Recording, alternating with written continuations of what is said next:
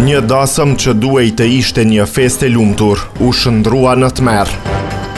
Një çift i sapo martuar dhe disa të ftuar humbën jetën pasi një bombol gazi shpërtheu në shtëpinë e tyre në Islamabad. Në këtë video do t'ju tregojmë çdo detaj të tmerrshëm të shpërthimit që shkatroi jetët e 10 njerëzve.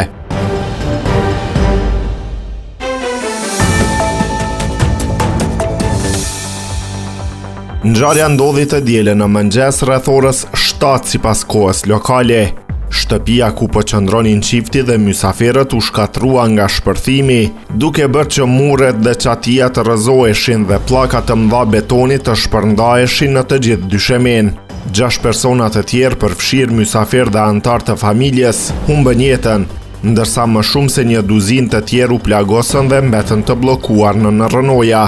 Punonjësit e emergjencës nxorën të plagosurit me barele nga rënoja dhe përdorën qenë nuhatës dhe teknologji të përparuar për të siguruar që të gjithë të shpëtonin.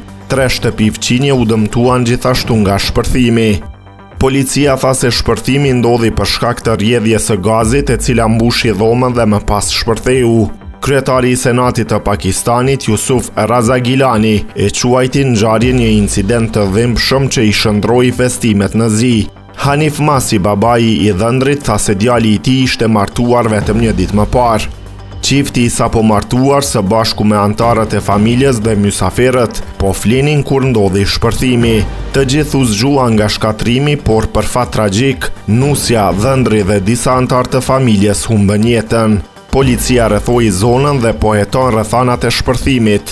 Oficerët mjekoligjor u dërguan për të kontrolluar rënojat dhe për të zbuluar shkaqet e sakta.